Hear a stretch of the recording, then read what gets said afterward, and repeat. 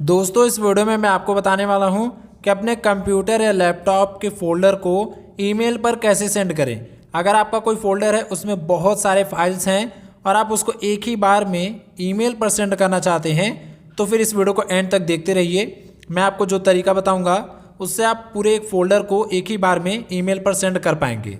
तो चलिए देखते क्या करना होगा। तो सबसे पहले आपको आ जाना है क्रोम ब्राउज़र में।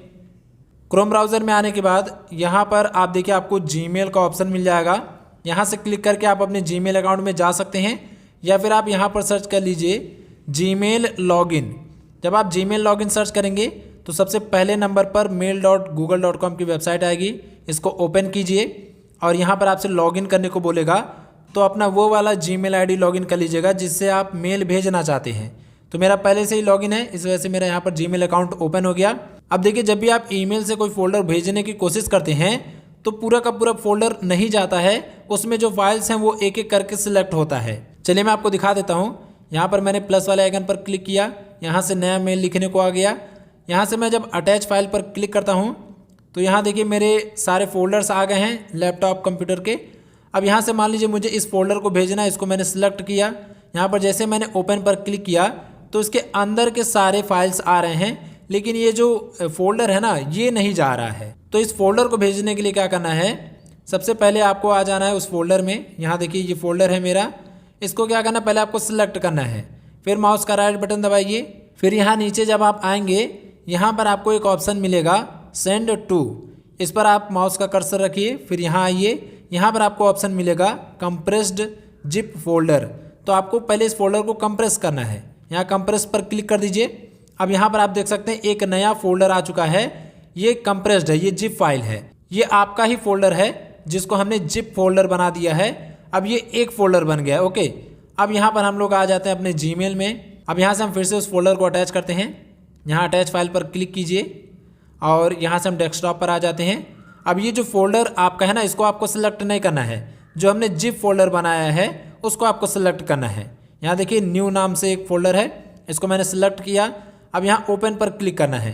अब आप देखेंगे कि आपका फोल्डर का जो भी फाइल्स है वो अलग अलग सिलेक्ट नहीं होगा, आपका पूरा का पूरा जो जिप फोल्डर है वो एक ही बार में सिलेक्ट हो जाएगा।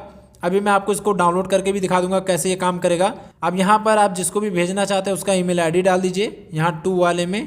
तो यहाँ पर मैं ईमेल आईडी डाल देता हूँ।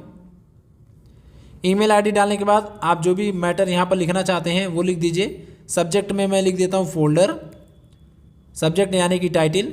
उसके बाद जो मैटर है वो आप यहाँ पर लिख सकते हैं। फिर आपको सेंड पर क्लिक कर देना है। तो मैंने सेंड कर दिया। अब देखिए सेंड करते ही मेरा जो मेल है वो चला जा चुका है, ये देखिए फोल्डर नाम से है। अब इसको मैं ओपन करता हूँ। अब यहाँ पर देखिए ये जो हमने जिप फाइल भेजा है उसको कोई भी यहाँ से डाउनलोड कर सकता है। ये देखिए डाउनलोड बटन आ रहा है, जैसे वो इस पर क्लिक करेगा तो ये जो जिप फोल्डर है वो डाउनलोड हो जाएगा। इसके बाद उसको क्या करना है, जिसने भी इस फोल्डर को डाउनलोड किया है उसको अपने डाउनलोड्स में जाना है। डाउनलोड्स में जाने के बाद इस फोल्डर को डबल क्लिक करना है। अब यहाँ पर देखेंगे कि आपका ये फोल्डर आ गया है, जो फोल्डर आपने जिप फाइल में बनाया था वो आ गया।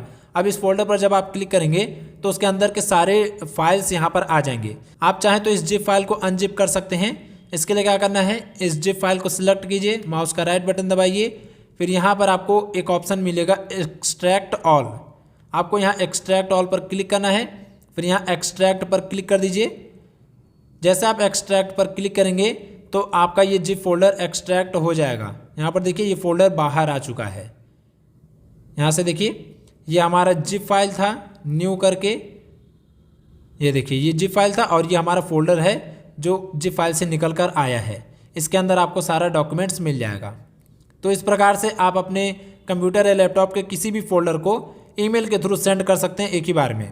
अगर आपको वीडियो पसंद आई हो, वीडियो हेल्पफुल होगा तो वीडियो को लाइक कीजिएगा और अगर आपका कोई भी क्वेश्चन है तो कमेंट बॉक्स में ज़रूर से पूछ लीजिएगा।